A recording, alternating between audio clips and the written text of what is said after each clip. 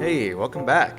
So for now on, I'm gonna cut these videos from 5 matches down to 3, so I can put these out in reasonable amounts of time. Also, hopefully you noticed the much better video quality. I'm using NVIDIA's GeForce recording software to capture now. No more of that grainy OBS stream archive garbage. Haven't tested streaming at the same time though. Stay tuned on that.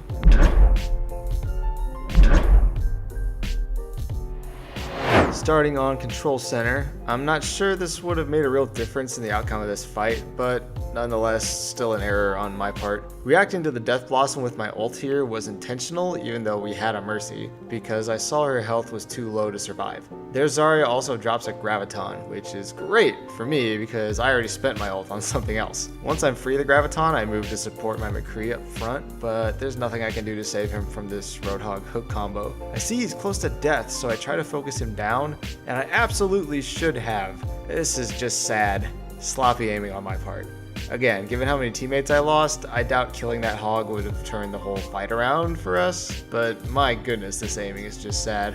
After that loss, we move on to Garden, where things are going much smoother. We're over 90% up and counting compared to the enemy's 0%. Knowing that, I preemptively ult when I see this Reaper, even though he hadn't used Death Blossom yet. See, because winning this one hold will win us the whole round, I no longer have to be conservative with my ult if it helps close out the fight, because then I won't need to hold on to it for something bigger later. In this case, I would have ulted after seeing the Death Blossom anyway, but I just wanted to be absolutely sure, because there are all sorts of random sources of damage in this game that'll deplete your health to the point where you can no longer use your ult reactively. Overall, this Transcendence kept the fight going long enough for our Zarya to build and throw down her Graviton and secure this round for us. Next on Night Market, my team wants to go for picks from the courtyard after the enemy already has control of the point, so I'm trying to help, but check this out. Boom, just from out of nowhere. Looking over this again, it seems like I just got unlucky while checking my peripheral vision. I had a clear visual of my left flank for a good while there, and everything looked clear, but just a few seconds later, Reaper gets the drop on me. Just a reminder, you can never be too careful with checking your surroundings. We won this round to go up 2-1 though. Here's the closing moment of our second go around on Garden. I'm glad I'm becoming more conscious of staying out of Reinhardt's line of sight, allowing me to dodge the Earth Shatter here, then use Transcendence to save the Roadhog, and ultimately punish the Rein for charging in by himself. Small positional adjustments can make all the difference. And with that, we take the game.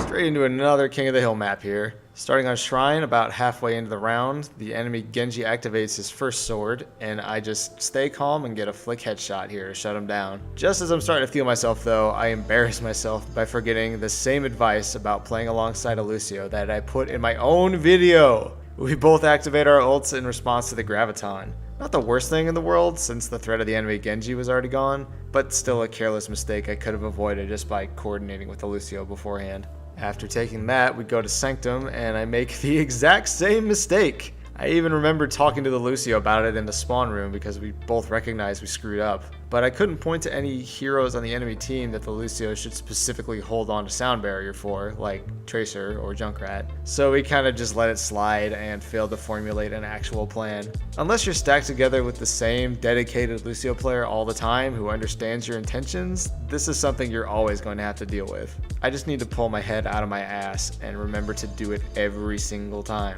The last fight goes surprisingly well for us, thanks to me managing to evade this nano-boosted Reinhardt. It looks like he was gunning for me, so I risked moving all the way around the walls of the enemy side. Turns out our Genji was back here already, so we easily cleaned up most of the red team from behind. They do flip the point, but that was okay, because we just eliminated 4 players, allowing us to steamroll and regain the point in a 6v2 fight. Finally, on Village, here's another instance of me being looser than normal with my ult usage because we have such a heavy percentage advantage. This Zarya knows I'm hiding in the corner here and tries to solo me, so I ulted to save myself. We were over 80% compared to their 0%, so I just didn't want to risk not being with the team when the red team goes for their last desperate push. This worked out even better than I hoped though, because the enemies got body blocked and never got to touch the point to force overtime.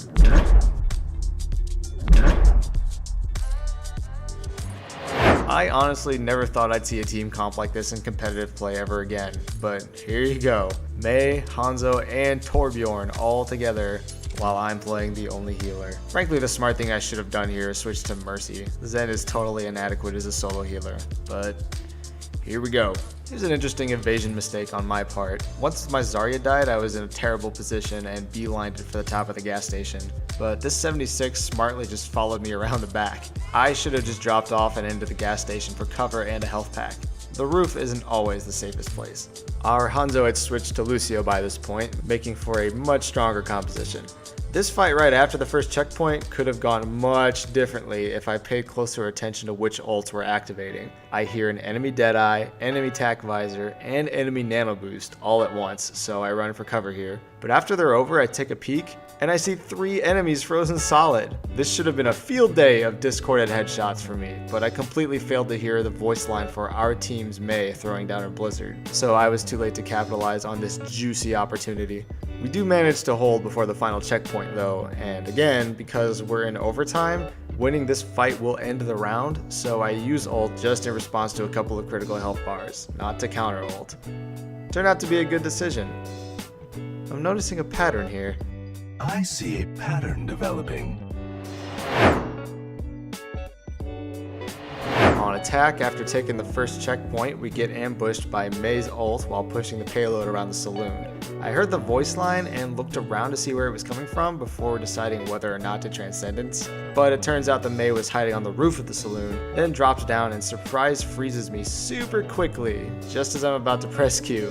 Just a reminder that the rate at which you become frozen doubles when you're also being sprayed by her primary fire at the same time. 2 mistakes in a row on the next push here. Somehow our Reinhardt dropped off the garage roof onto the payload by himself, and the enemy Mei throws down a solo ult. My line of thinking was that using Transcendence to save 1 life wouldn't have been justified, especially since we hadn't started a proper team push yet.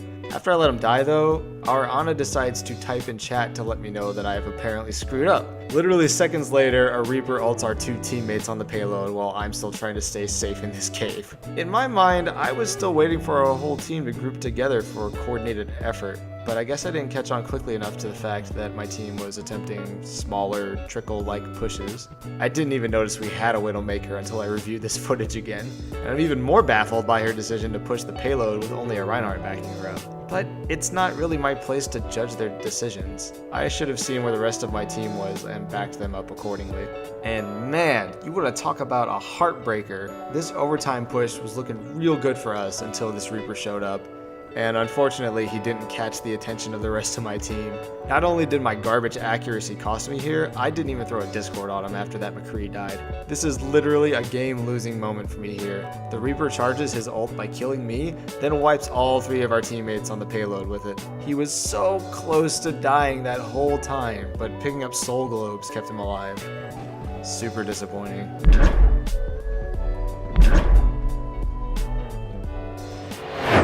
You know, if you guys have any tips about improving accuracy with projectile weapons, I'm all ears. It seems to be a consistent theme with just my first 2 videos alone. Me missing 1 shot screws up the whole round. For every flick headshot I nail on an ulting Genji, there are just as many moments of totally whiffing in crucial moments. I've been playing PC shooters for nearly a decade now, so I'm pretty comfortable with my aiming abilities, but clearly that doesn't mean I should just rest on my laurels. You're never too experienced to aspire for greater consistency. Always strive for improvement.